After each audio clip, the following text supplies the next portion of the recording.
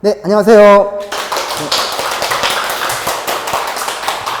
네, 반갑습니다. 이제 우리 중반을 넘었어요. 중반 넘어서 벌써 이제 1, 2, 3, 4주차 끝냈고, 이제 5주차로 넘어가고, 여러분들 기본반을 듣고 오신 분들한테는 한번 리뷰를 하시면서 가지치기를 조금씩 하셨을 거고, 중반 넘어가면서 이제 7조 넘어가게 되면 이제 하나씩 물건별로 분석하는 방법들 배울 거고, 특수물건까지 공부하는 방법을 배울 거고, 그 특수물건과 관련해서 지난주에 가압류하고 가처분하고 이 관계가 사실은 채권 보존하는 관계다. 기억나시죠?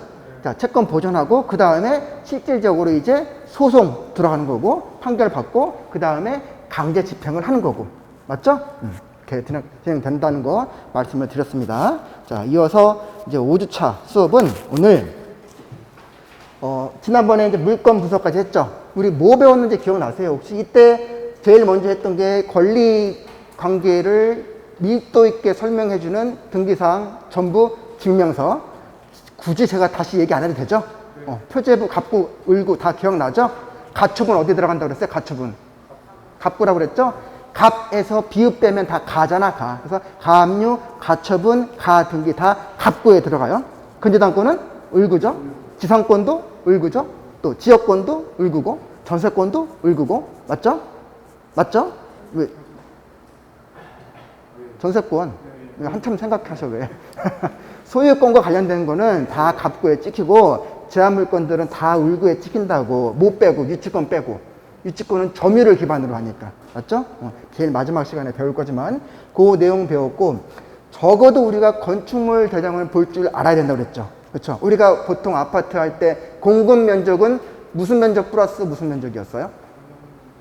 응? 전용 면적 플러스 공용 면적 전체? 아니면 주거용 공용 면적? 주거 공용 면적이죠? 그게 뭐예요? 계단, 그리고 복도, 엘리베이터 등등등. 그렇죠?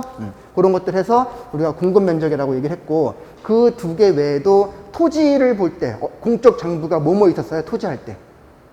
제일 중요한 문서 일단 토지에서 토지, 이용, 계획, 확인서 그거 말고 이제 장부, 토지 대장. 근데 이게 전답 과수원이 아니래. 그러면 임야일 때 임야대장. 우리가 나중에 농지들도 관심 많이 있잖아요, 우리. 그러면 반드시 토지대장 보셔야죠. 그렇죠? 보셔야 되고, 만약에 농지는 농지인데 그 위에 뭐라도 하나 이상한 게 걸려 있어. 미등기로. 그러면 그때는 토지대장도 보고 토지이용계획 확인서도 보고, 그렇죠? 그다음에 법정지상권 성립 여지도 보고 여러 가지가 종합으로 들어가게 되죠. 그래서 조금 더 어려운 게 된다. 그 외에도 우리 공적 장부 외에도 몇 가지 빅데이터들 살짝 보여드리긴 했어. 그쵸? 우리 많이 아시다시피 호객노노, 아파트 실거래가, 그쵸? 뭐 디스코 알죠? 들어봤죠? 디스코? 처음 들어보죠? 검색하세요. 디스코. 그 다음에 밸류맵도 많이 들어봤죠? 밸류맵. 그 외에도 뭐 부동산 플래닛이라는 것도 있고 정말 다양한 사이트들이 많아. 그쵸? 그렇게 여러분들 조금씩 이제는 익숙해지는 방법이 필요하다. 그 다음에 입찰. 그래서 오늘 입찰표 쓰는 방법에서부터 실제적으로 그 대리 입찰하는 것까지 같이 한번 얘기를 해볼 거고, 제일 중요할 수 있어요. 왜? 무효 처리되면 너무 아깝잖아. 그렇죠? 많아. 본인 입찰은 그래도 사람들이 익숙한데 대리인 입찰, 법인 입찰, 미성년자 입찰 이런 것들은 깜빡깜빡 한단 말이야. 너무나 아까워. 그 다음에 우리 이제 명도 얘기 조금 해볼 거예요. 이렇게 하고 이제 오늘 아니다. 명도는 다음 주고, 오늘 여기까지 입찰하는 단계까지 하게 되면 다음 주에 명도 딱 찍고 이제부터는 하나씩 물건별로 파는 거예요. 이제 특수물건까지. 자, 이렇게 들어가는 과정이다. 자, 이제 우리 현장으로 한번 나가볼 거예요. 현장. 자, 총 7단계 중에서 우리 이제 물건 선정했고, 지역 용도 자금, 그 다음에 키워드 뭐라고 그랬죠? 여기 권리분석? 다시 한번 한번 볼 필요가 있으니까. 키워드, 대항력, 우선 면제권, 최우선 면제권. 중요하다고 그랬죠? 제일 먼저 찾는 게 그래서 말소 기준 권리였고, 그렇죠? 그 다음에 좀 전에 했던 대장과 등기부 열람해보고, 그 다음에 이제 여기까지 봤으면 현장 나가는 거잖아요. 맞죠? 이렇게. 자, 이 타이밍에서 우리 한번 시범 삼아서 한번 눌러보죠. 시범 삼아서. 우리 쌤, 오늘 블랙 두 분 다 드레스 코드가 블랙이셔. 어디 지역 관심 있는 거 좀 정했어요? 이제? 관심 있는 거. 안산? 경기도 안산? 안성? 오케이. 자, 경기도 안성으로 가겠습니다. 안성. 그리고 물건 종류는 아파트로 보고 얼마까지 한번 눌러볼까요? 감정가 기준. 5억까지. 오케이. 눈빛이 좀 살아있어요, 지금. 하나 꼭 갖고 말겠다는. 자, 몇 개나 나올까? 와. 경기도 안성의 아파트가 진행 물건으로 5억 밑으로만 했는데 196건이 떴어, 지금. 우와. 아니야, 진행 물건 눌렀어, 지금. 아, 그런 게 있구나. 오케이. 이 중에서 좀 너무 많아가지고, 4억에서 5억을 한번 줄여볼게, 제가. 4억에서 5억으로 한번 줄여볼게요. 아니야. 싸네. 자, 일단 지금 2억대부터 보고 있는데, 공도읍에 있는 만정리, 엘리시아, 801호 하고, 그 다음에 진사리에 있는 공도 우림 루미아트. 어떤 거 볼까? 루미아트? 오케이. 가봤어요? 가봤어? 오케이. 저는 갔다 왔어. 이거 괜히 찍어 놓는 거 아니에요, 이런 거. 자, 눌러볼게요, 한번. 진사리 하면 어디야? 우리 스타필드인데죠? 가봤어요? 오케이. 자, 다 비슷한 것 같아. 하남 스타필드든 다 비슷한 것 같아, 보면. 자, 이 물건 보면, 제가 아까 5억 했더니 막 4억에서 5억짜리도 하나도 없고, 안성이, 야, 평택에 비해서는 그래도 지금 좀 많이 저렴하다라는 느낌이 좀 들어. 그죠? 일단 25평 전용이니까 33평형이죠. 자, 지금 봐봐요. 지금 제가 뭘 하고 있냐면 실전 경매 1단계에서 7단계까지 있는데 일단 1단계를 하셨어. 지역은 안성이에요. 그죠? 그 다음에 자금은 한 5억까지 정도 한번 볼게요. 그죠? 그 다음에 용도는 아파트로 할게요. 그때 너무 많이 나와서 조금 줄인 거야. 그래서 선생님이 지금 후보 물건으로 골랐어. 1단계야 이게. 이제 2단계 가야죠. 뭐? 2단계 뭐? 우리 배운 거 그동안에. 권리 분석이잖아. 그쵸? 그래서 1단계를 봤으니 권리를 사진 살짝 스캔하고 넘어갈게. 자, 보자마자 어때 지금? 권리 분석 끝났죠? 그쵸? 이런 게 얻어 걸리는 게 아니라 많아.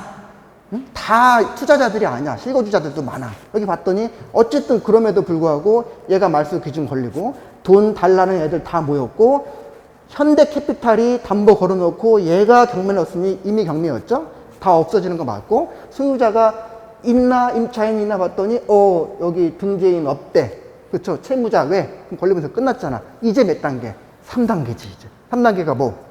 물건 분석이었죠. 근데 물건 분석에서 우리가 권리관계, 사실관계 봤는데 이미 이 부분에서 권리적인 내용들은 얘기를 했어. 그쵸? 그 다음에 건축물 대장을 아파트 같은 경우에 사실 막 아주 밀도 있게 보지는 않아.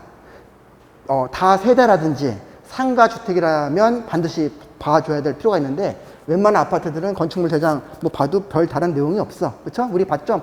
전용 면적이 뭐고, 그 다음에 주거 공용 면적이 되는 뭐 아파트 내에 계단, 복도, 엘리베이터가 뭐고, 그래서 쭉 된, 요 정도. 응? 그 정도니까. 그다음 전체 이 아파트에 한 동이 깔고 있는 토지는 얼마가 되고, 그 중에서 얘의 대지권은 얼마가 되고, 이런 거는 또 등기부 보고. 그쵸? 이렇게 보고, 그 다음에 드디어 물건 분석 단계에서 이제 슬슬 지도를 본다고 그랬잖아, 우리가. 그쵸? 그리고 물건 분석 단계에서 지금 등기 보고 건축물 대장 등등의 공적 정보들 보고 현장 나가기 전까지의 스텝이 있어요. 물건 분석 단계에서. 현장 나가기 전까지. 그래서 현장 나가기 전에 지금 한번 봐보자고, 이 물건을.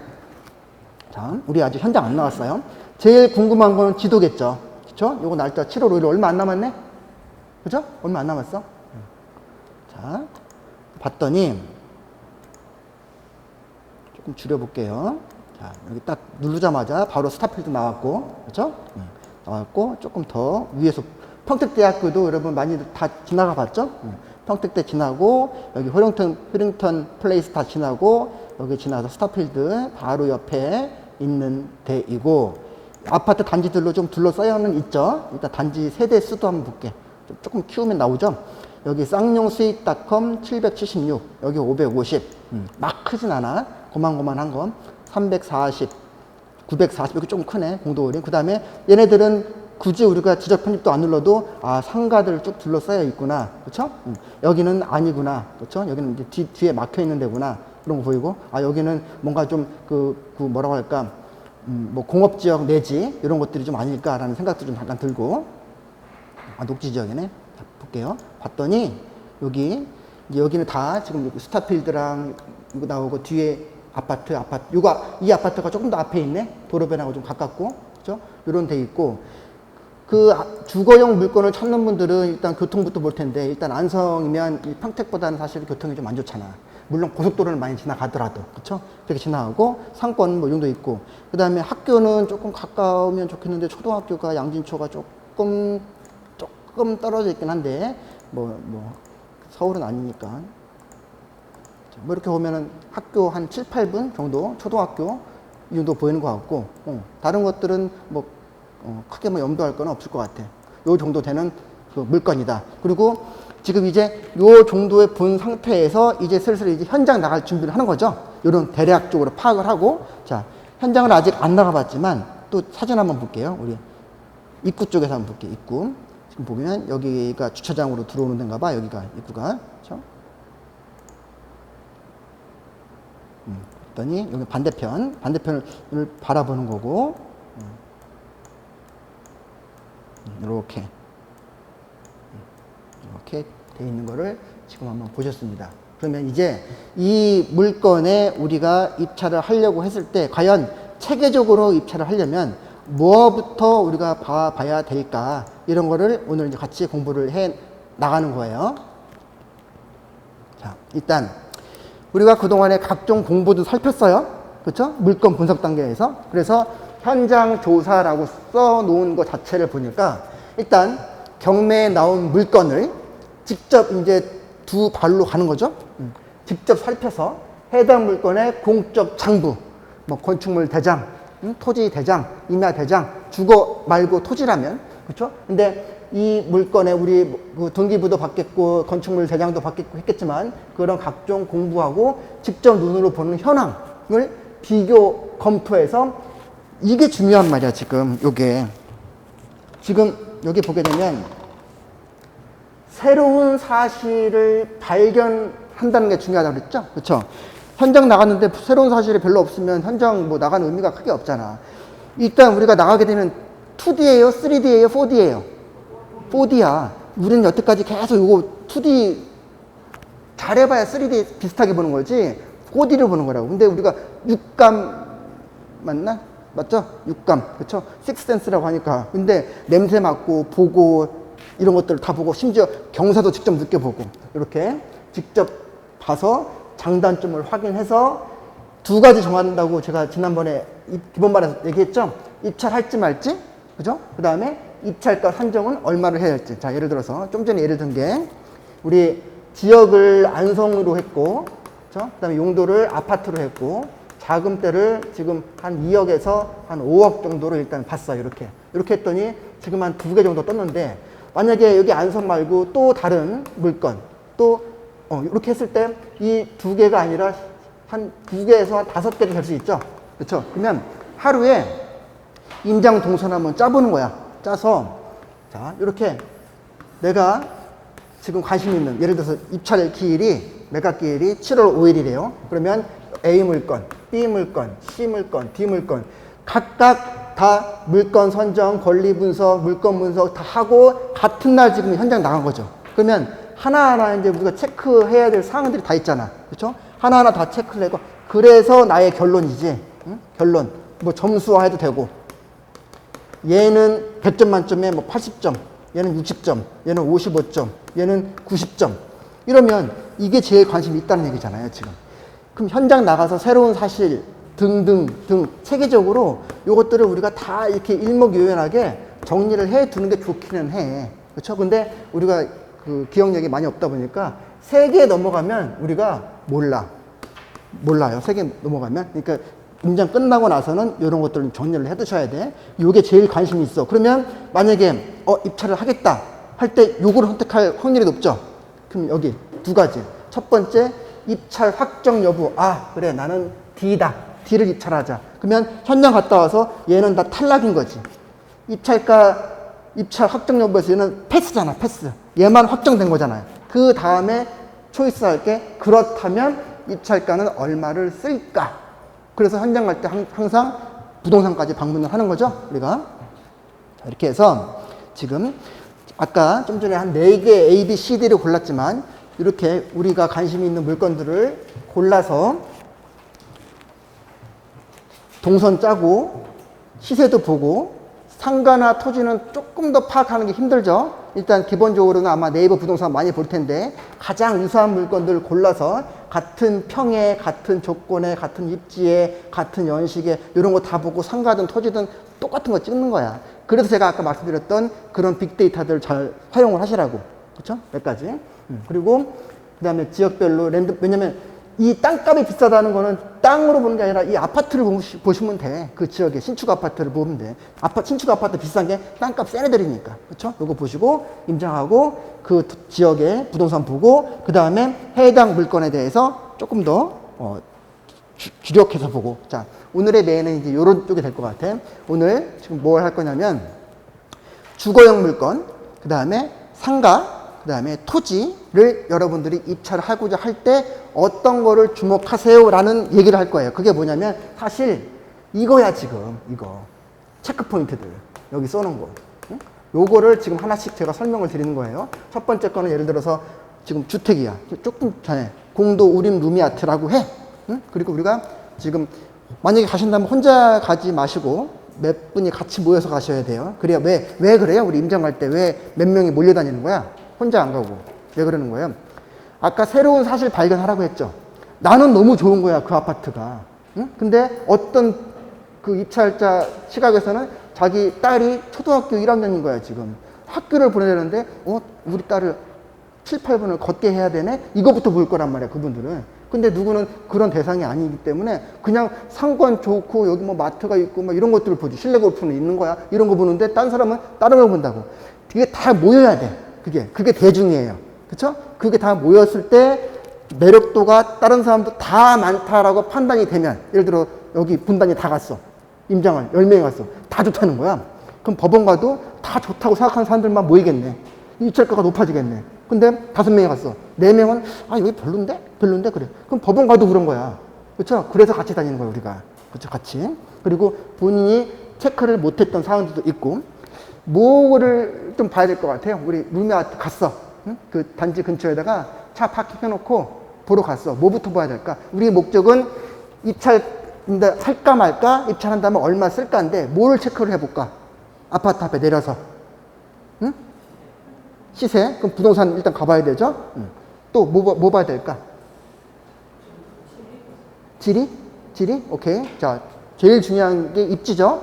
우리가 지금 물건 분석 단계에서 아까 지도를 살짝 보기는 봤죠? 사실 이제 살아있게끔 두 발로 한번 봐보는 거죠? 입지도 다시 한번 보고. 근데 너무 광범위해. 이제 입지가 어떻다고. 뭐를 좀 볼까? 학교. 좀 전에 봤던 것처럼. 또 뭐 볼까? 상권. 그렇죠. 중요하죠? 기본적인 편의시설도 있어야 되고. 또 뭘 볼까? 일자리는 좀 얼마나 있나? 이런 거. 아니면 일자리까지 뭐 출퇴근하기에는 좀 용이한가? 이런 거. 버스 정류장은 뭐 곳곳에 있는지, 얼마나 배치 간격이 있는지도 중요할 거고. 또 뭐 있을까요? 또. 우리 지금 뭐 한다고? 입찰가를 쓰기 위해서 내가 파악할 거를 다 파악해야 돼. 가능하다면 한 번에. 그쵸? 임장날. 그때 뭘 빠뜨리면 다음에 또 가야 돼. 맞죠? 또 뭐 봐. 지금 여러분 말씀하신 것만 하면 입찰 가능한 거야, 이제? 또 뭐 필요한 거 또 있어요? 관리비 봐야지. 관리비. 미납된 관리비를 일단 우리가 문다고 봐야 되잖아요. 맞죠? 그렇죠? 자, 그 내용들을 우리가 나중에는 기계적으로 하는데 이렇게 체크 포인트들이 있어야 된다고, 이런 것들이.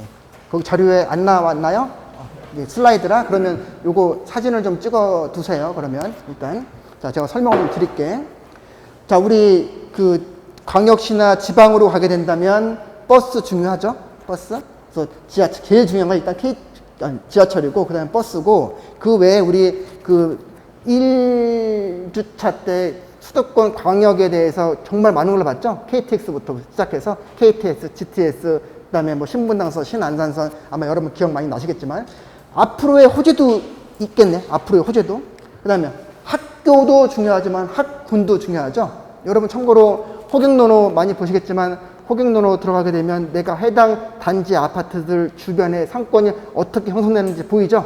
학원과도 나오죠? 그런 거 참고하시고 그 다음에 조금 더 이제 삶의 질이 중요하게 생각하다 보니까 이런 것들 많이 보잖아 지금 골프장만 앞에 있어도 시야가 훤하잖아요 그렇죠? 산, 강 그래서 서울의 한강 근처 아파트들이 비싼 거지 맞죠? 이런 것들 보고 그 다음에 뭐 백화점이 앞에 있으면 더 좋지만 뭐 사실 몇 개나 되겠어 그런 아파트들이 그래서 병원, 백화점, 마트 이런 거 좀 많이 보셔야 될 거고 그다음에 말씀하셨던 것처럼 직주 근접이 일단은 중요한데 주변에 일자리가 없다면 일자리하고 연결되는 교통망이 연결돼야 될 거고 여기까지는 지금 여러분 그 대부분 얘기를 하셨어 지금 여기까지는 그 다음에 우리 아파트 같은 아파트라고 하더라도 층과 향과 조망에 따라서 다 가격이 다르죠 그렇죠? 이것도 우리가 보는 아파트는 어디인지를 봐야죠 그렇죠? 아니 입찰가를 쓰는 게 중요한데 지금 현재 나와 있던 매물들을 다 보다 보니까 사실은 다 남양만 나와 있는 거야 지금 근데 우리가 봤더니 지금 이게 서양인 거야 그러면 얘를 기준으로 우리가 가격 책정을 하면 안 되죠 그렇죠? 가감을 해야죠 그래서 우리 해당되는 우리 아파트를 봐야 돼요 우리 아파트 조망도 마찬가지고 그 다음에 연식 정말 중요하죠 제가 여러 번 언급을 드렸지만 일단 가장 안정적인 거는 신축 대단지 역세권이라고 했잖아요 그 세 조건만 맞으면 수도권 내에 어떤 아파트들이든 다 이래 그 세 가지만 맞으면 근데 비싸니까 못 들어갔던 거잖아 비싸니까 그래서 구축 얘기를 많이 했던 거고 그래서 한 10년 정도가 안 됐다면 아파트에서는 그래도 신축급이라고 봐요 그렇게 보시고 그 다음에 주차장도 뭘 봐야 될까 주차장 일단 제일 먼저 주차장 세대당 주차 대수를 봐야 되죠 그렇죠 요즘에 하는 거 같은 경우에는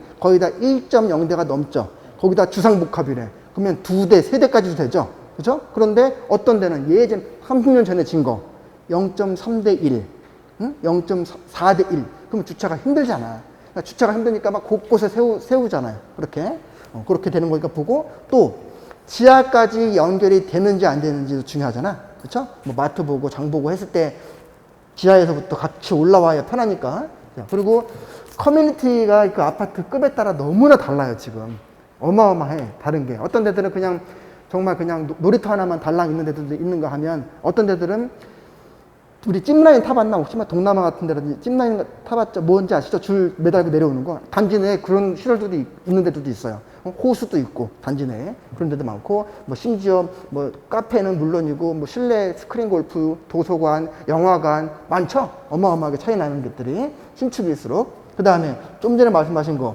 요거 내야 되잖아 그렇죠 관리비가 예를 들어서 지금 내가 입찰하려고 했던 게 25평짜리래 아파트가 그래서 25평짜리가 한 2억 5천 정도가 된대 2억 5천 들어가려고 이제 관리비를 체크를 하는데 어디서 해요 관리비 체크?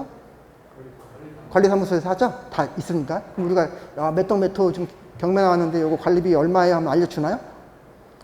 알려주는 데도 있고 안 알려주는 데도 있어요 근데 개인정보라고 하기도 하고 그렇죠? 우리가 알아내야 돼. 그렇죠? 그리고 유료 사이트를 사용할 경우에 그 시점에서 미리 관리비를 체크해 놓기도 해요. 알아본 바. 근데 여기서 한 가지 더 얘기 드릴게. 입찰 매각기일이 7월 5일이래. 근데 옥션 사이트에 4월 1일 기준 뭐 관리비 미납 뭐 98만 원 적혀 있어. 그럼 98만 원이 우리가 해당되는 거야? 아니면 나중에 잔금 낼 때 해당되는 거야? 우리가 잔금 내고 명도할 때까지 계속 쌓인다고. 응? 3달 빌린 사람들이 또 내 거 안 내겠죠? 그러니까 그 관리비는 그때 기준인 거예요. 계속 쌓인다고 생각을 해야 돼. 근데 통상 아파트 관리비 뭐 차이가 있겠지만 저렴한 데는 뭐 10만 원, 비싼 데는 100만 원까지도 하겠지. 관리비. 그렇게 차이가 많이 난다고. 그렇죠? 그러니까 월 관리비가 얼마인지는 알아야겠지. 그렇죠? 근데 이 관리비도 아파트 전체를 위해서 쓰는 관리비가 있을 거고 나만 쓰는 관리비가 있을 거잖아. 그러면 우리가 물어야 되는 거는 전체에 대한 관리비예요? 나만 쓰는 거야? 어? 나만이야? 전체야?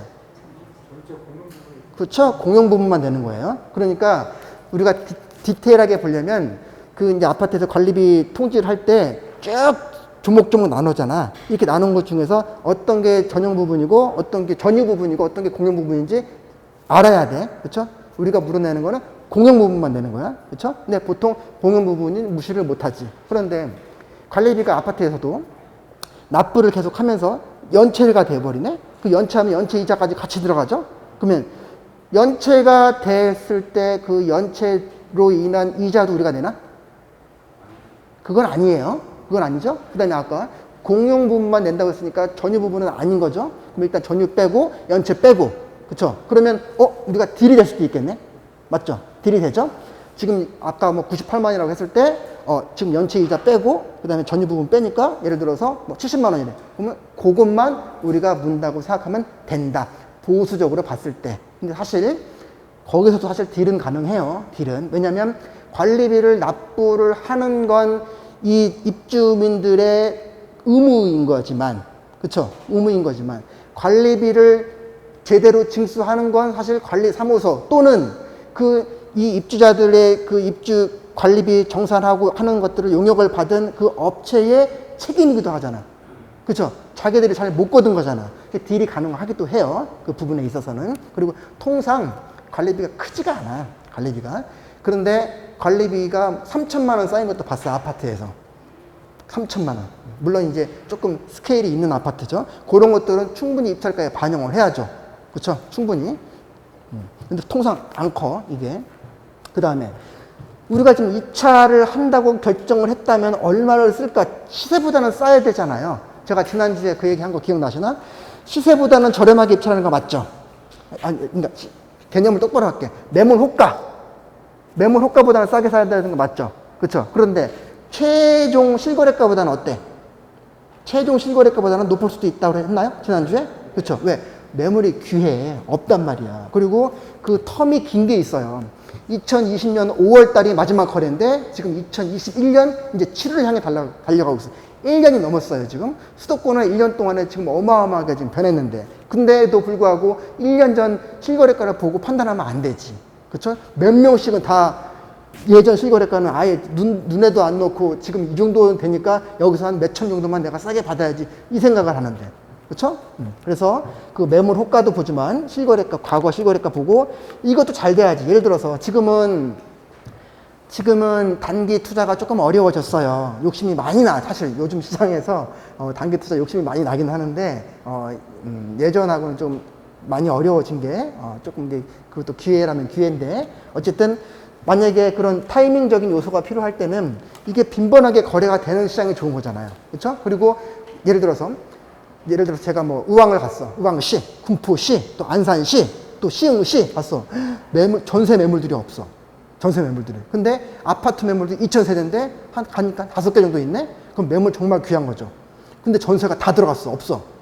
그러면 내가 이거 딱 낙찰만 받으면 전세는 조금 높게만 올려도 조금 약간만 수리해놓고 조금만 올려서 해도 다 가져가겠다. 그죠? 그렇게 거래 동향도 계속 봐야 되는 거죠. 지금 현재 매물 개수하고 똑같이 임대수에 마찬가지고. 그 다음에 우리 기본적으로 우리 그 실전반 가게 되면 지역별로 다 하나하나씩 다 체크를 하겠지만 예를 들어서 좀 전에 안성이라고 했어. 그러면 안성의 인구가 몇십만이고 그 근처에 근처에 있는 뭐 평택이나 뭐 이쪽에 뭐 화성이나 봤을 때 인구 어떻게 유입이 되고 전출이 되고 인구는 느는지 줄는지 이런 것도 백데이터가 필요한 거죠. 그렇죠? 그 다음에 이것도 필요하지. 안성의 공급 물량이 많은지 적은지.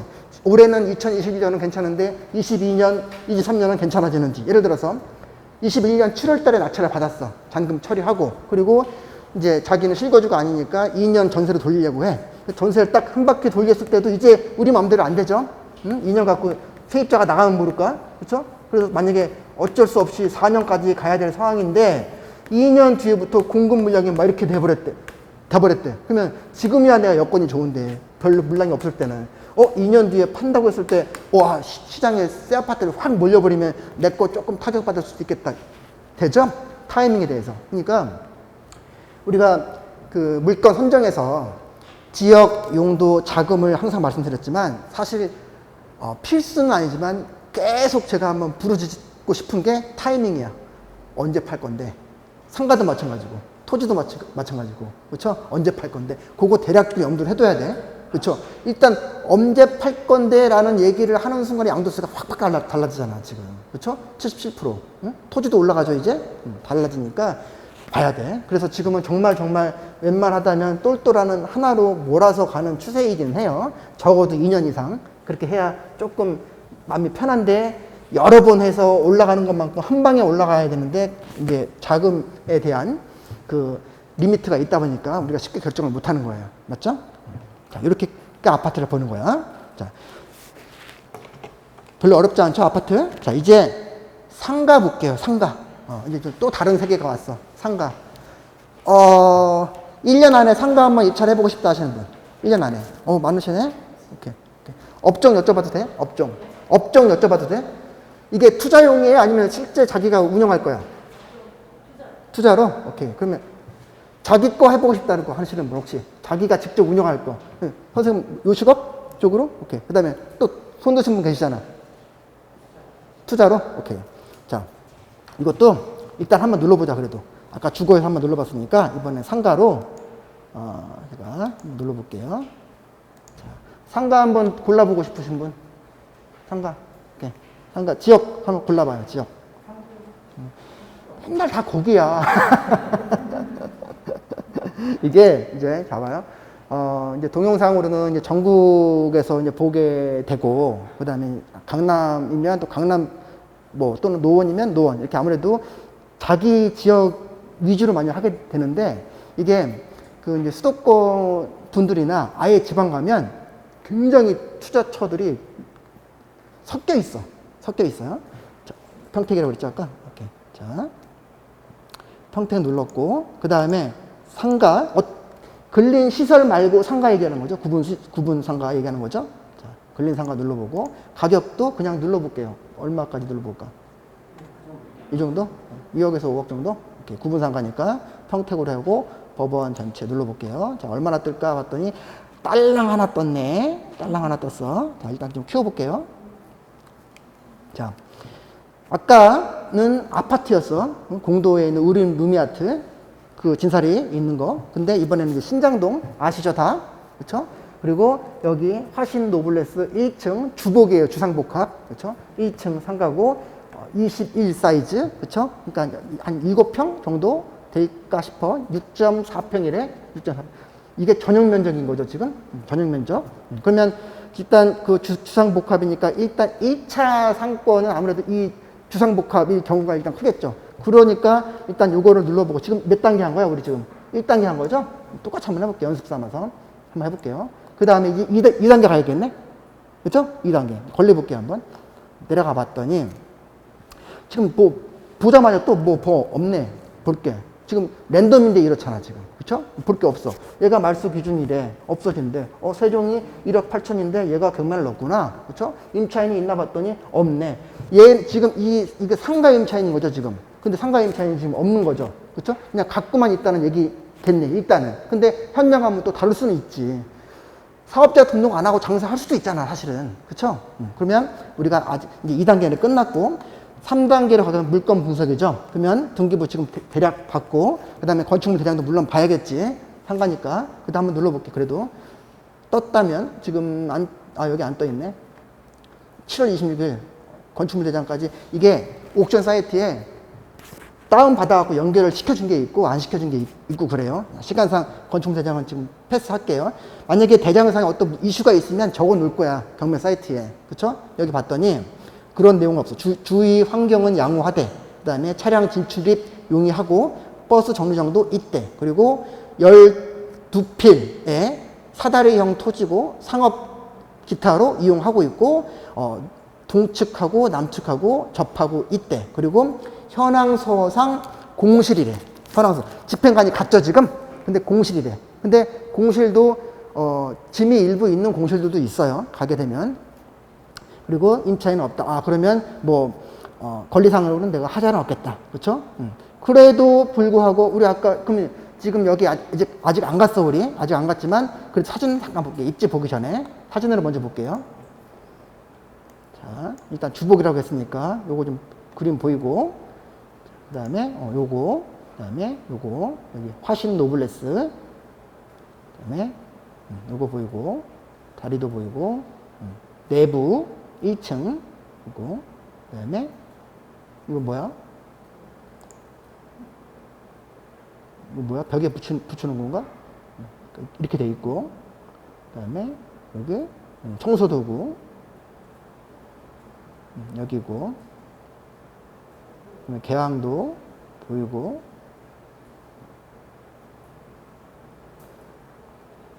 자, 일단 보면, 지금 이제 이런 쪽에 있으면 외부에서도 진출이 사람들이 가지성이 있고 들어가서 보는데, 이건 안쪽에 일단 들어와야 되잖아, 여기에. 그쵸? 들어와야 되죠?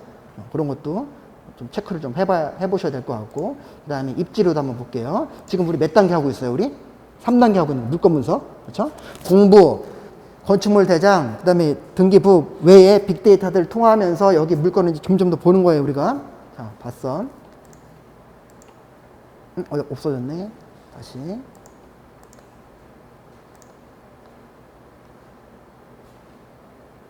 자, 여기죠, 여기. 자, 여기 이렇게 볼게요. 자, 어떤 데인지 여러분 한번 보세요.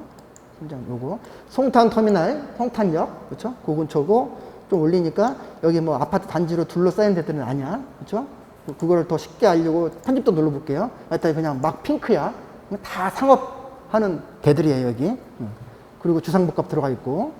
그러면 이 상업지들이 이렇게 많다면 얘네들의 수요가 있어야 상업지들이 다 장사들 할 거잖아요, 지금. 그러면 물론 여기 뭐 국제시장도 있고 하긴 하지만 눌러보니까 여기 육교 여기 옆에 있고, 그럼 뭔가 가로막겠네, 여기. 그쵸? 그 다음에 오른쪽에는 또 지하철 다니고, 국제시장 있고, 국제시장이 옛날 같지 않죠, 가면. 이쪽에 있는 오피스텔의 1층이다. 그리고 우리가 아직 안 갔지만 사진 한번 눌러볼게요. 사진. 그러면 여기 차량 통행하고 있고, 앞에 지하철 다니고, 건너편에 여기 PC방 있고, 뭔가 좀 휑해 보이긴 하다. 자, 요런 느낌이고. 자, 일단 여러분들 지금도 눈에 지도상으로 봤을 때 좀 좋아 보여요? 안 좋아 보여요? 안 좋아 보여요? 좀 혹시라도 좋아 보이는 분 계세요? 전혀 없어요? 오케이. 근데 우리가 그 현장 가기 전에는 확신하지 마시고, 그 다음에 가격을 정해줘야 돼. 이 가격일 때는 좋을 수가 있어. 응? 근데 대략적으로 매매를 생각하니까 안 좋은 거 같은데, 만약에 이게 반값이래. 가격만 좀 낮게 해주면 그래도 뭐 보증금 얼마에 월세 얼마 맞춰질 것 같아. 공실이 아니라. 그렇다면 싸게만 받으면 되잖아, 싸게만. 수익률 게임이니까. 그렇게 해보시면 되는데, 일단 공실이니까 요 정도 사이즈 약간 6.5평 정도로 1층에 얼마 정도 받을 수 있을지 현장 가서 알아볼 필요가 있겠죠. 그쵸? 자, 지금 얘기했던 거 외에 또 봐야 될 게 뭐가 있을까? 상가에서. 또 한번 생각해 보세요, 한번. 어떤가? 권리금. 그 중요하죠. 그쵸? 요 정도 위치의 상가가 권리금 얼마나 받을 수 있을까? 그쵸? 봐야죠. 또 뭐가 있을까? 권리금 말고. 유동인고 봐야죠. 당연히 봐야죠. 근데 입지상 조건은 좋지는 않은 것 같지만, 어쨌든 유동인고 봐야 될 거고. 또, 대출도 중요하죠. 매출. 오케이. 매출도 중요하죠. 당연히 중요하지. 근데, 좀 이따 얘기하겠지만, 매출은 업종별로 너무 천차만별이야. 그쵸? 만약에 이게 정말 임대료가 싸대. 그러면은 배달업종 같은 거는 해도 되잖아. 도로변이니까 그냥 오토바이로 막 날르면 되잖아, 거기. 그쵸? 그러면 월세만 싸면 어차피 거기 하고. 근데 너무 작으니까 주방 나와요? 너무 작기는 해서. 물론 이게 다 다르겠지만. 그 다음에 또 뭐 볼까? 권리금 아까 얘기했고. 관리비. 오케이. 똑같죠? 똑같아. 상가도 똑같아요. 또. 그럼 상가는 어디서 확인해? 상가도 관리단 있잖아, 거기. 그쵸? 용역도 주기도 하고. 근데 상가를 볼 때는, 한 3시 안에 가는 게 좋아. 저기, 관리사무소 방문하려면. 왜냐면 매번 그 관리 업무가 있는 게 아니라서 좀 일찍 퇴근하시는 분들이 많아요, 상가들. 그 다음에, 오랜만에 오신 두 분? 또 궁금한 거 없어요? 궁금한 거. 상가를 봤을 때, 뭐를 또 체크해 봐야 될까? 그쵸? 어떻게 보면 제일 중요해. 그쵸? 어떤 업종이 맞을지도 같이 봐줘야지. 그렇죠? 아까는 공실이라고 했는데 그 청소 도구가 있는 게 그냥 뭐 관리하시는 데에서 그냥 비어 있으니까 갖다 넣을 수도 있고. 그렇죠? 뭐 여러 가지 케이스가 있겠지. 자, 볼게요. 이제 다시 한번. 아까 주거용하고 본 거랑 또 달라졌어요. 마찬가지로 여러분 요거 화면 한번 여기 찍어 놓으시고, 이제 상가나 근린시설 체크리스트라고 써놨어요.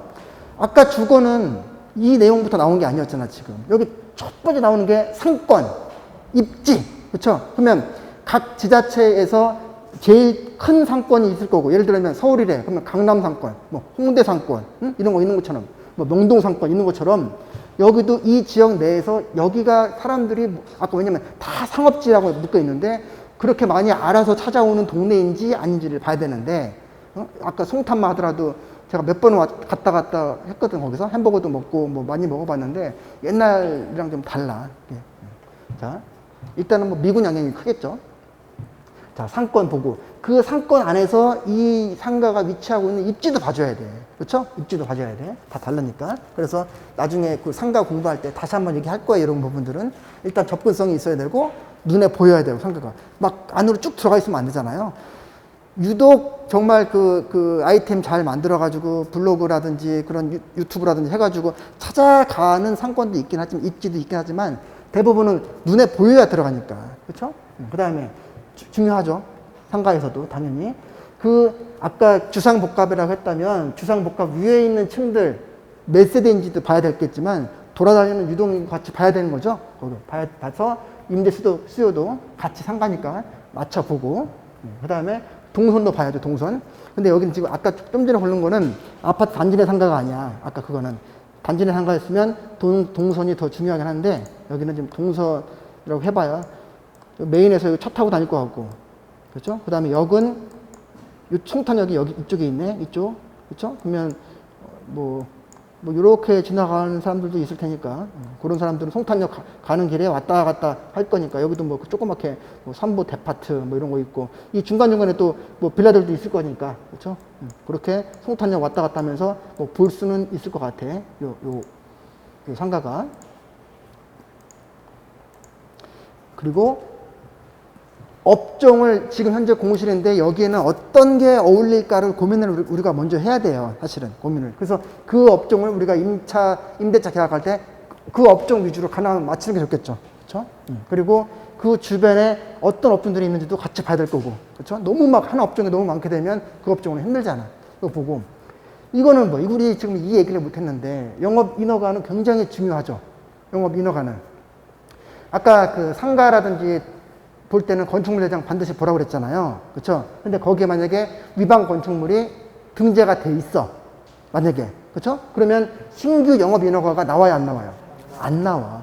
그렇죠? 중개 사고이기도 하지만 우리가 어떤 업종을 새로 넣을까라는 그런 생각을 하고 상상을 하고 들어왔는데 위반 건축물 찍혀 있으면 신규로 안 된단 말이야. 승계만 가능하지. 승계만. 그 다음에 행정처분은 뭐예요? 뭐 잘못한 거죠. 그렇죠? 뭐 미성년자한테 뭐 술을 팔았다든지 또는 여기 뭐 여성 도우미라든지 남성 도우미 이런 거 고용하면 안 되는데 그런 업종인데 했어. 그럼 걸리잖아. 그렇죠? 이 걸렸던 그 상가를 또는 그런 어떤 위락 시설을 우리가 낙찰 받으면 이거 어떻게 돼? 행정처분은 어떻게 돼? 이거 우리가 받아요? 지월돼요? 마치 권리분석에 말소기준 권리 밑에 소멸되는 것처럼 소멸되는 거야? 아니면 이어가는 거야? 이거 이어가는 거예요. 왜 이어갈까? 우리 한번 생각해 봤어요? 이용업계에서는 바지 사장들이 많다며. 그죠? 근데 다른 사람이 해가지고 여기 임차의 사업자 등록만 다른 사람 명의로 하게 되면 그게 없어진다면 계속 바꿔가면서 할 거야, 장사를. 그렇죠? 그래서 이게 갖고 가는 거예요, 행정처분을.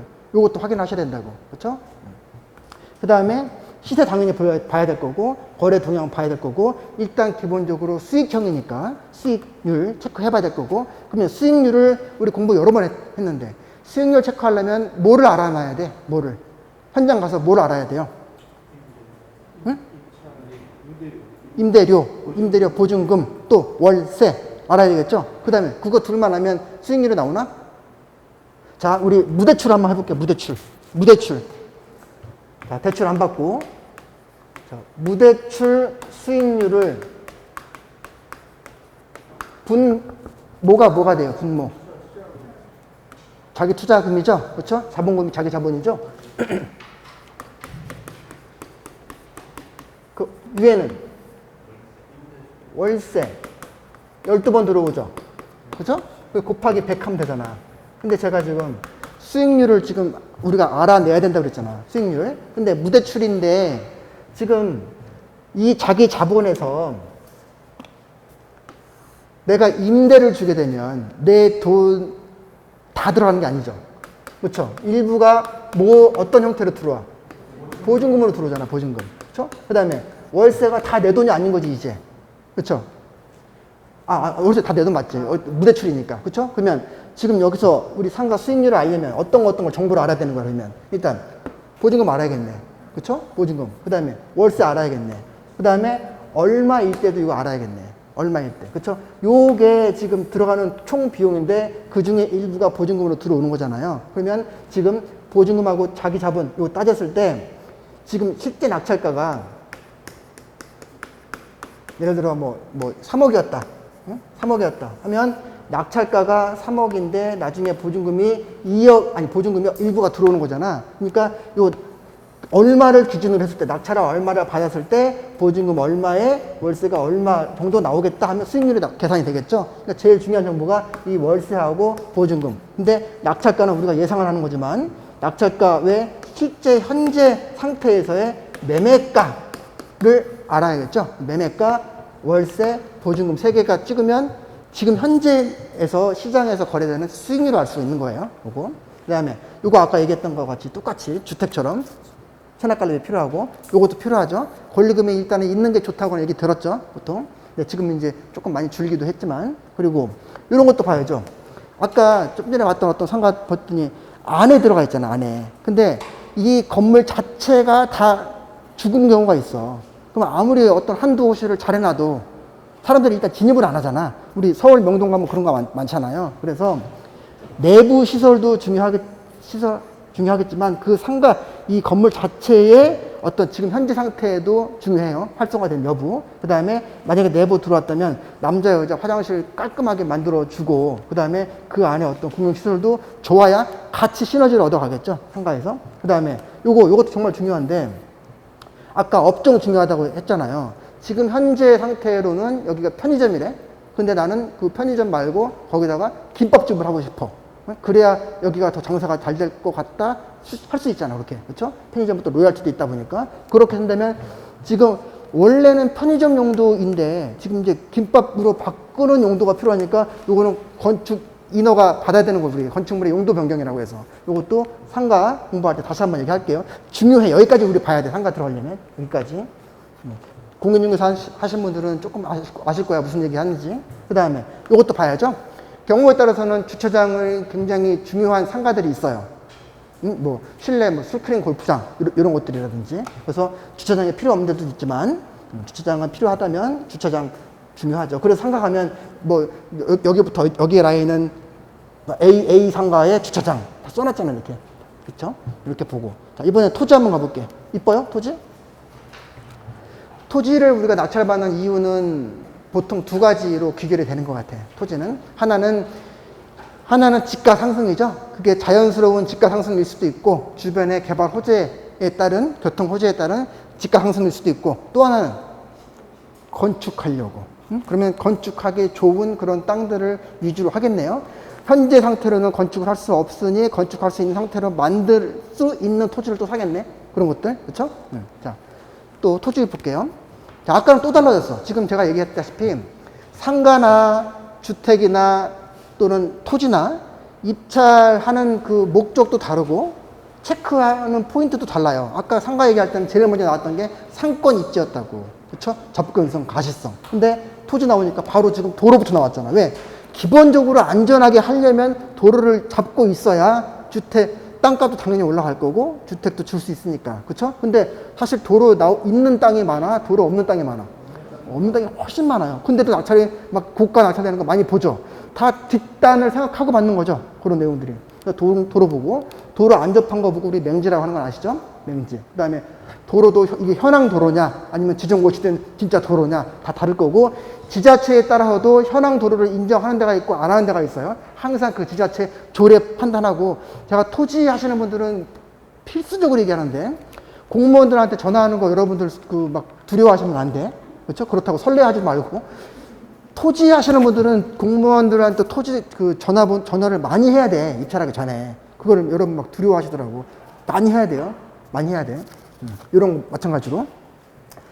그냥 이런 거 있잖아. 여기 도로에 안 잡혔는데 앞에 현황도로가 있고 그 앞에 6가구가 있는데 요거 면식이요. 몇 년이고 보니까 여기 어떤 도로는 다 지분으로 나눠갖고 여기는 A 거, B 거, C 거, D 거인데 여기 이 땅 사면 내가 건축할 수 있나요? 이렇게 물어봐야 된다고. 근데 그거를 건축가만 또 해결되면 안 돼. 다른 거에서 딱 막혀버리면 못 져. 그러니까 여러 부서에 그분들이 알아서 다 돌려가지고 이렇게 해주면 좋겠지만 자기가 진짜 땅 사가지고 내가 서류를 디밀지 않는 순간은 그분들도 모르는 거야. 들어와 봐야 판단이 되니까. 그러니까 여러분들이 발품 팔고 손품 팔고 전화해 보셔야 돼. 그렇죠? 그때 우리 질문 나왔던 유방건축물도 마찬가지고. 선생님이었죠? 마찬가지고. 자, 공무원 전화 많이 해봐라. 이거 했던 거 말씀드렸고. 그 다음에 아까 이거 어디서 확인했어요? 우리 용도 지역 나오는 문서. 응? 토지 이용 계획 확인서에 나오죠. 또 어디에 나와요? 저거. 건축물 대장에도 나오죠. 그쵸? 이런 거 나오죠? 제일 중요하죠, 이거? 이게 왜 중요해? 제일 중요해. 이게 제일 중요한 이유. 어떤 건축물을 여기다 세울 수 있을까가 나와 있으니까. 그러면, 여기 중개사 아니신 분들도 많이 있겠지만은, 국토의 계획 및 이용에 관한 법률이 중요한 거예요? 지자체 조례가 중요한 거예요?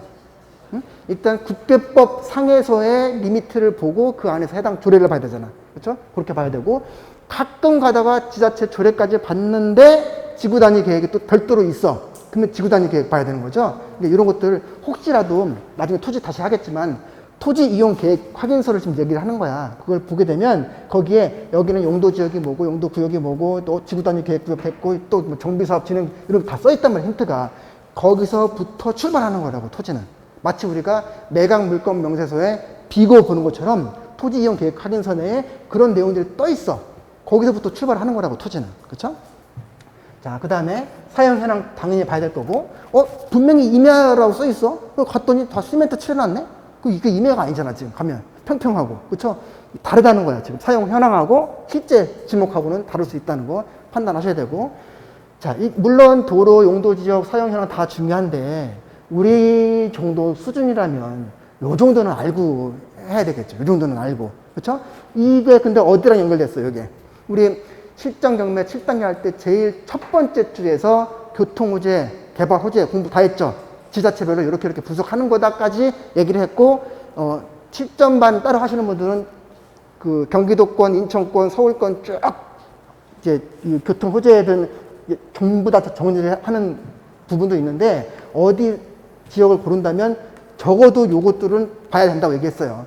요것들은 지금 주택에도 포함되고 또 상가도 포함되고 토지도 포함이 돼. 근데 주택에 정말 어마어마한 영향을 끼치죠. 저거 호재 한번 딱 튀었다고 예를 들어서 안산 상록구에 GTX가 연결된다고 해서 막 뛰다가 안 될 것 같다고 확 내려가다가 막 이런 거잖아 지금. 그렇죠? 근데 토지도 장난 아니지. 토지도. 근데 토지가 장난 아니다 보니까 또 가만히 안 있죠. 니네는 꼭 나한테 허락받고 해 하는 게 뭐야? 토지거래 허가제잖아. 그렇죠? 토지거래 많이 찍혀 있어. 토지거래 허가제. 근데 우리는 영향 받는다 안 받는다? 안 받는다. 경매는 안 받는다. 찬스인 거죠. 경매로 인해서는. 그래서 토지든 상가든 주택이든 간에 그건 필수다. 이 공부는 사실 더 오래 걸려. 더 오래 걸려. 근데 일단 한 3개 정도 지역부터 공부를 해보자고 얘기를 한 거예요. 자, 예를 들어서 양주시래. 양주시. 그러면 저거 보려면 어디 가면 돼요? 응? 저거 보려면 행정계획, 교통계획 보려면 어디 가면 돼? 응? 양주시청 홈페이지 가도 되고 응? 또는 구글이나 네이버 검색해도 되는데 검색할 문서가 뭐야? 양주시 도시기본계획이지. 양주시 생활권 계획은 별도로 없겠죠. 도시기본계획 안에 있겠지. 그 안에 정비사업이든 인프라든 교통이든 또는 생활권 계획이 다 들어가 있다고. 그걸 보고 유출을 하자는 거예요. 이 계속 업그레이드 되고 업그레이드 되죠? 옛날에 없던 놈이 튀어나왔어. 그러면 앞으로 5년, 10년 뒤에는 이 지역이 바뀌는 되네? 하고 토지도 매입할 수 있는 거고. 그렇죠? 물론 중간에 드랍될 수도 있어. 근데 그렇게 해서 지금 발전된 도시들이 한둘이 아니야. 그렇죠? 안성도 마찬가지고, 평택도 마찬가지고, 서울의 마곡도 마찬가지고. 그때는 몰랐지. 이렇게 있구나. 여기가 된다고? 여기 완전 벌판인데 여기가 된다고? 그게 마곡이라고 지금. 15억 찍는 마곡이라고 그게. 자, 이것도 중요하죠? 땅이야, 지금 땅. 땅인데 나 그냥 가만히 대대손손 갖고 있는 게 아니라 거기다가 나는 뭔가를 지려고 해. 그러면 질 수 있을까? 여기다 공장이 된다는 거야? 여기다 상가를 질 수 있는 거야? 안 된대, 안 된대. 여기 빌라를 질 수 있나? 다가구도 되니? 다르겠죠? 요걸 알아야지, 당연히. 그러니까 또 공부가 필요한 거죠. 제가 그래서 얘기했던 게 토지든 상가든 입찰하려면 토지 공부 또는 이 건축 공부 또 상가 공부를 조금 별도로 더 하셔야 된다고 얘기를 한 거예요. 아파트도 다 다르잖아. 상가도 얼마나 개별성이 강해요. 다 다른데. 이 부분 좀 필요한 거고. 아까 주택처럼 상가처럼 같이 필요하고. 이제 또 상가나 주택에서는 또 안 나오는 애들이 있네. 그렇죠? 모양이 우리 토지 한번 열어볼까?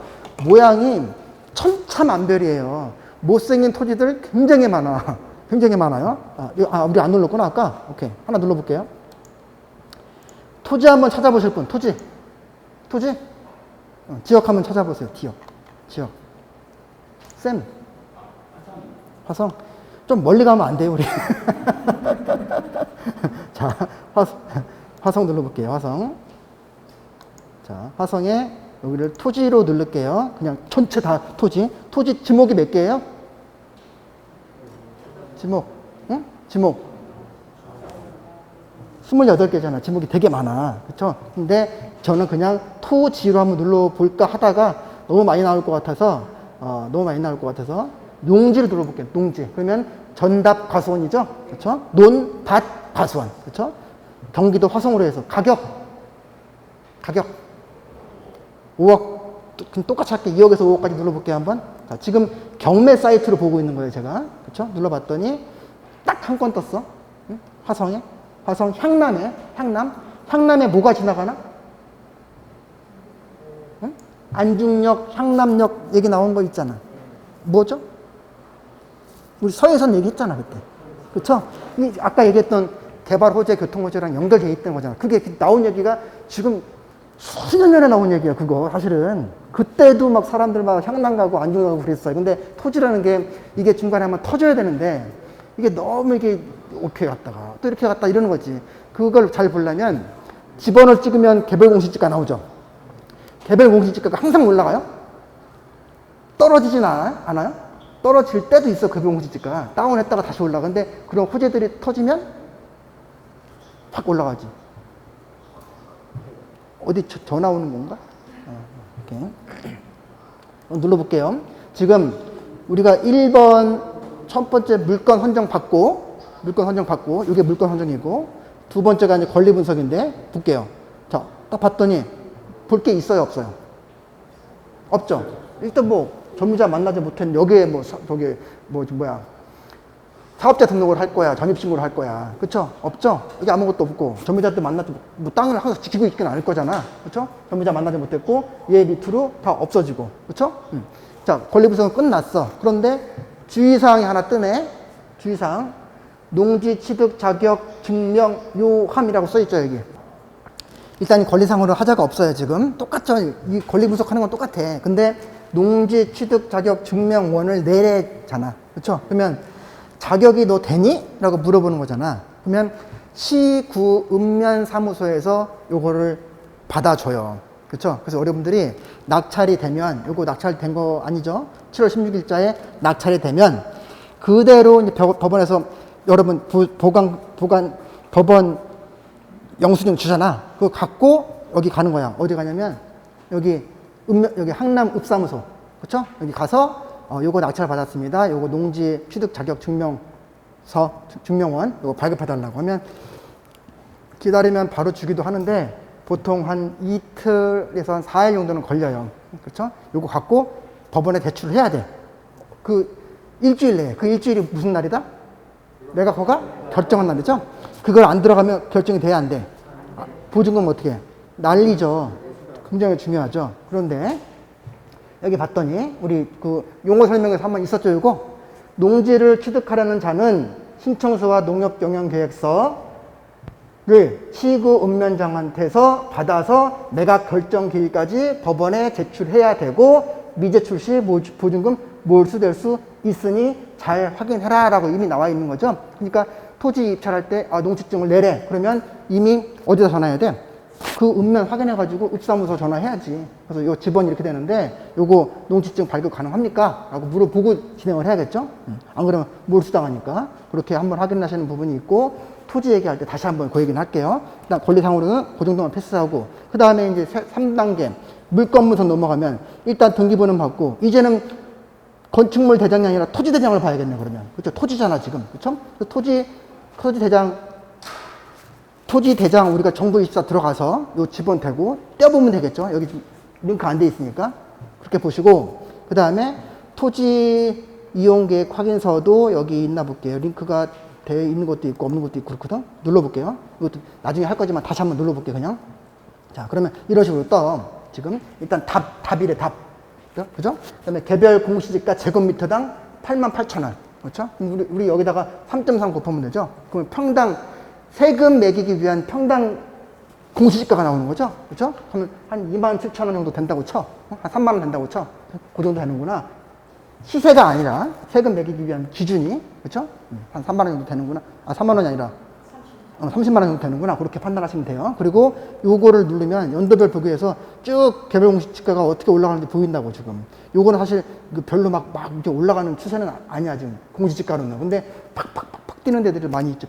평택뿐만 아니라 다른 데들도. 이런 내용들 지금 물건 분석 단계에서 보고, 그 다음에 이제 보는 게, 그래도 지도를 한번 보고 하자. 현장 나가기 전에 지도 볼게요.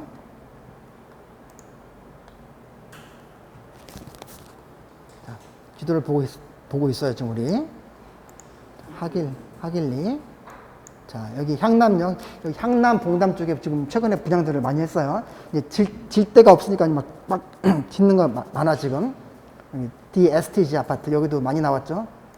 거론이 많이 됐었죠, 여기. 근데 보니까 아파트 다 띄엄띄엄 있고, 거기에 있는 요 땅이고, 편집도 볼까요? 생산 녹지로 되어 있네? 그죠? 여기가, 이게 지금 뭐야, 이게 용도 지역이라는 얘기죠? 그렇죠? 그래서 공부가, 이거 처음 들어보시는 분도 계시겠지만, 공부가 좀 되신 분들은, 생산 녹지라, 그럼 도시 지역 맞아요? 맞죠? 맞아. 공부 조금 하면, 녹지 지역이 도시 지역이구나. 우리 주거 지역, 상업 지역, 공업 지역, 녹지 지역까지가 도시 지역이라고 그래. 근데 도시인데 과도하게 팽창하지 않게끔 하기 위해서 살짝 그냥 녹지로 묶어 놓는 게 녹지 지역이거든. 근데 녹지 안에서도 또 구별이 여러 되잖아, 또. 그렇죠? 다 생산 녹지는 아니잖아. 뭐 자연 녹지도 있고, 응? 보존 녹지도 있고, 다 다르죠? 거기에 따라서 어떤 용도의 건축물까지 올릴 수 있을까가 달라진다고. 그러니까 만약에 이 땅에 관심이 있어. 그래? 그러면 지금 이 향남읍에 속하는 화성시 조례를 따르겠죠? 화성시 조례에서 이 생산 녹지에 대한 얼마만큼의 내가 건폐율과 용적률을 허용을 하고 몇 층까지 어떤 용도를 지을 수 있을까를 알아야 땅값에 영향을 미치잖아, 그게. 그죠? 그리고, 보니까 여기 막 이것저것 다 지을 수 있는 데네? 그러면 입찰가도 올라가겠지. 같이 보셔야 돼요, 토지 볼 때는. 이런 식으로 토지 보는 겁니다. 자, 지금 일단 이 지도만 보고 했지만, 이제 다시 한번 생각해 보자고. 했나, 우리가? 하다 말았구나. 오케이. 자. 요거보다 말았구나. 오케이. 자, 아까 그 물건에서 지금 그 땅 모양 한번 봐볼게요. 땅 모양. 요거였죠? 요거. 아까 땅 모양 잠깐 봤죠? 네. 요거였지? 지금 여기 보면, 여긴 네모나네. 땅 모양이 그래도. 땅이 정말 희한한 땅 여기 봐봐. 옆에 있는 땅 봐봐. 요것도 이렇게 돼 있고. 그죠? 여기 이렇게 돼 있고. 다 다르잖아. 요건 네모난 땅이긴 한데, 뭐랑 안 접혀 있네, 지금 보니까? 그쵸? 그것도 누가 나중에 확인을 해야지. 여기다가 뭘 할 수 있을까? 그냥 갖고 있어야 되나? 이런 생각 해야죠. 그렇죠? 이게 뭐 가까이 있으면 앞에 땅을 살 수도 있지만 지금 그렇게는 머니까. 그렇죠? 그런 거 보고 또 집가 상승분도 우리가 판단을 하고 그러고 봐야겠죠.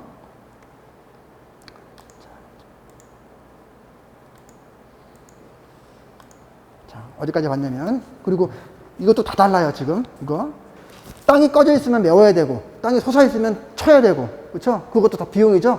다 우리가 마치 그 관리비만 무는 게 아니야. 땅 같은 거. 이거 다 비용도 다 해야 되잖아, 이거. 그렇죠? 그 다음에 이것도 봐야죠. 이것도 용도에 따라 달라. 나는 여기를 정말 그 위에서부터 아래가 내려보이는 전원주택을 하고 싶어 하면 뭐 전망 있는 데가 좋겠지만, 난 평지가 좋아하면 이거에 따라서 가격이 다 달라지니까. 조망, 소음, 그렇죠? 분뇨 장난 아니고, 축사 있는 것들. 그렇죠? 그 다음에 이런 것도 몇 천만 원씩 빠져요. 송전탑이 있으면. 요거 있으면. 유해시설이랑. 그 다음에 이제 요거는 우리 특수물건 파트에서 볼 거. 요거는. 토지의 법정지상권, 분묘개지권 있는 물건들 권리적으로. 이렇게 지금 보니까 주택, 상가, 토지가 다 달랐다. 그죠? 다 달랐다는 얘기를 조금 드렸어요. 그리고 정리하기 전에 우리 아까 그 A 물건에서 D 물건까지 각각 체크 포인트들이 뭐뭐가 있을까라고 했었을 때 가장 많이 하는 게 일반 주거용이잖아요. 주거용일 때 예를 들어서 권리 분석상의 뭐 보증금, 특수물건 해당 사항, 소송 위험, 개발 호재, 교통 호재, 일자리, 인구 추이 정말 다양하겠죠. 이런 것들이 여러분들 한번 포맷을 갖고 계셔야 돼. 하나씩. 그래서 여기 지금 요 포맷 하나 넣어놨고 임장 가기 전에 인터넷 활용해서 좀 전에 제가 봤던 것들은 아주 그냥 그 기본만 본 거고 미리 한번 그 빅데이터 활용해서 보고 공인중개사 만나야 되니까 전화 컨택도 한번 해보고 약속해서 방문하든 약속을 안 하고도 근데 토지를 입찰하는데 여러분 아파트 단지 내에 있는 부동산 가면 돼 안 돼? 가도 되는데 정보를 많이 못 얻어요 여러분들이 못 얻어. 그러니까 아파트 토지 이제 제가 한 3억 갖고 하려고 하는데 하면은 그분 이제 브리핑 어떻게 되냐면 여기 25평 좋은 게 있어요 지금 이렇게 나온단 말이야. 그죠? 그러니까 매물 확인을 해서 토지 매물들을 많이 올리는 중개사들 있죠. 그렇죠? 그러면 일단 토지 전문을 하는 중개사 자체도 상가죠. 상가니까 접근성이 좋아야 되죠. 그러면 도로변이라든지 유동인구 많은 데다가 해놓겠네. 땅을 써놓든, 뭐 상가 땅 써놓든, 그렇죠? 그렇게 미리 그 매물 나오는 거 보고, 그 다음에 그 해당되는 부동산 위치 보고 가서 하셔야지 무조건 그냥 뭐 지나가다가 아파트 들어가시면 안 된다는 얘기 하는 거예요. 상가도 마찬가지로. 상가 횟수가 아파트보다 횟수가 적겠죠. 거래 횟수가. 그래서 아파트 단지 가서 상가만 물어보면 전문가가 사실 많이 없어요. 상가 전문가로 하려면 상가가 더 어렵거든. 주택보다. 그래서 미리 그런 거 확인, 중개사가 어디 방문할지도 상가나 토지일 경우에는 알아두는 게 좋아요. 특히. 근데 한 군데만 가지 마요. 한 군데만 가지 마. 예를 들어서 그린벨트래. 그럼 그린벨트면 일단 묶여 있잖아. 나중에 뭐 대박 날지는 모르겠지만 일단 묶여 있잖아. 근데 지금 그린벨트 아닌데 보면 대로변에 있는 거 예를 들어 지방 얘기하는 거야. 평 뭐 한 200이래 예를 들어서. 근데 그린벨트 묶여 있는 걸 300에 팔고 400에 팔어. 그래서 하는 말이 이거 내년만 가면 이거 500씩 해요. 이런단 말이야. 한 군데만 가지 말라고. 그렇죠? 아직 코지라는 거는 계획만 있는 거고 아직 이루어진 게 아니니까 여러분들이 몇 차례 검증을 하고 중개사도 방문을 해보세요. 요령껏. 그렇게 해서 입찰 여부 확정하고 기준선 잡고 이게 목표라고 했어요. 이게 그렇죠? 그래서 요 포맷 하나 있고 그 다음에 여기도 포맷 더 디테일하게 만들어놨죠. 그 제 카페에 들어가게 되면 잠깐 눌러드릴게.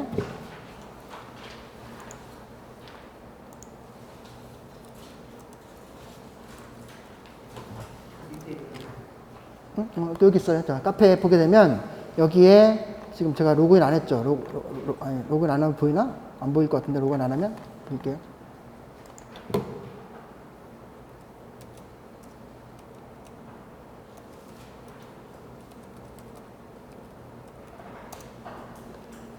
자, 그 카페에 들어가면 여기 실전 경매 자료실일 거예요.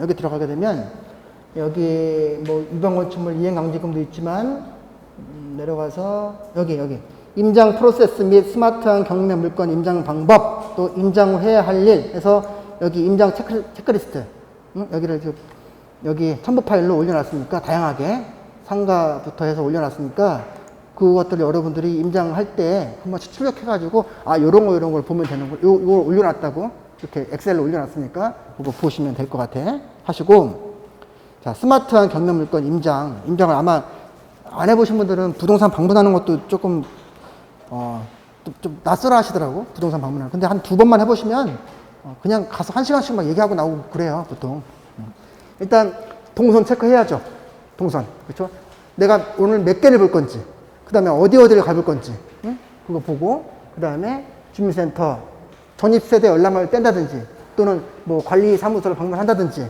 그렇죠 이런 거 있죠 또는 토지래 그럼 지자체를 방문한다든지 이런 것도 확인하셔야 되고 체크리스트 만들고 그 다음에 가능하면 대중교통으로 이용을 하자 근데 광역시나 지방 같은 경우에는 차 세워놓고 혹시 차 타고 왔으면 차 세워놓고 걸어 다녀봐야 되는 거예요 그 다음에 공인중개사 이거 아까 확인하라는 거 거래 취입 매매가 임대가 다 확인하고 지역 주민도 우리 특히 토지는 더해 지역 주민들하고 이렇게 얘기를 많이 하면 정보가 많이 나와 많이 나와요 호재까지도 우리가 모르는 호재를 그분들이 알 수도 있어 이런 거 보고 그 다음에 지역 상가도 보고 관리비 보고 경쟁자 우리 항상 밖에 나가면 그 우리 경쟁자들 보게 돼요 아파트는 특히 그렇고 토지도 그렇고 이게 입찰할 사람들이 보여. 우리 임장하다 보면.